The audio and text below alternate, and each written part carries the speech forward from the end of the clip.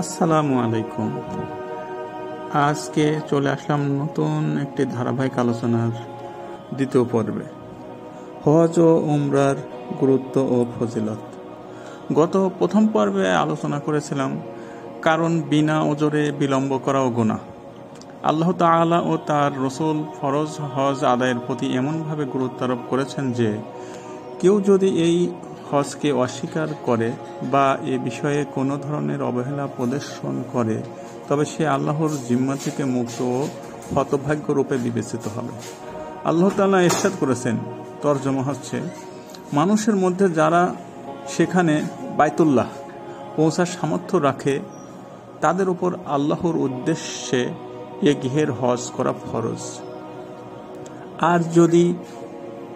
আর কেহ যদি অস্বীকার করে তাহলে তোমাদের জেনে রাখা উচিত যে আল্লাহ তাআলা সৃষ্টি জগতের প্রতি মুখাপেক্ষী নন।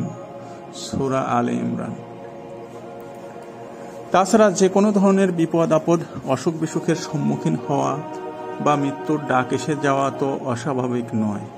তাই হজ ফরজ হওয়ার পর বিলম্ব করলে, পরে সামর্থ্য হারিয়ে ফেললে বা মৃত্যুবরণ করলে আল্লাহ তাআলার নিকট অপরাধী হিসেবে তাকে হাজির হতে হবে।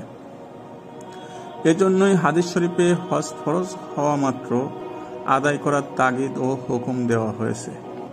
ইবনে আব্বাস রাদিয়াল্লাহু তাআলা আনহু বর্ণনা করেন, রাসূল কারীম সাল্লাল্লাহু আলাইহি ওয়াসাল্লাম ইরশাদ করেছেন, যে ব্যক্তি হজ করার ইচ্ছে করে সে যেন তাড়াতাড়ি তা আদায় করে নেয়, কারণ যে কোনো সময় সে অসুস্থ হয়ে যেতে পারে বা বাহনের ব্যবস্থাও না থাকতে পারে অথবা অন্য কোনো সমস্যার সম্মুখীন হতে পারে।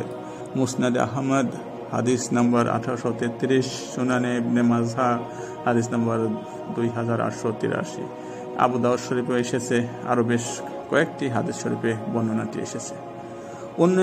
অন্য বর্ণনায় ইরশাদ হয়েছে, ইবনে আব্বাস রাদিয়াল্লাহু তাআলা আনহু বলেন, রাসূলুল্লাহ সাল্লাল্লাহু আলাইহি ওয়াসাল্লাম ইরশাদ করেছেন, ফরজ হজ আদায়ে তোমরা বিলম্ব করো না, কারণ তোমাদের কারো জানা নেই তোমাদের পরবর্তী জীবনে কি ঘটবে।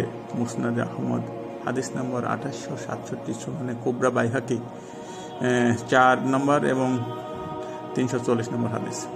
উপরোক্ত একটি হাদিসে কুদসিতে আল্লাহ তাআলা যে সচ্ছল সামর্থ্যবান ব্যক্তি 70 হজ আদায় করে না তাকে হতভাগা ও বঞ্চিত আখ্যায়িত করেছেন। আবু সাঈদ খুদরি রাদিয়াল্লাহু তাআলা আনহু হতে বর্ণিত, রাসূলুল্লাহ সাল্লাল্লাহু আলাইহি ওয়াসাল্লাম ইরশাদ করেছেন, আল্লাহ তাআলা বলেন, আমি আমার বান্দার শরীরকে সুস্থ রাখলাম, তার রিজিক ও আয় উপার্জন প্রশস্ততা দান করলাম। 5 বছর অতিক্রান্ত হওয়ার পরও যদি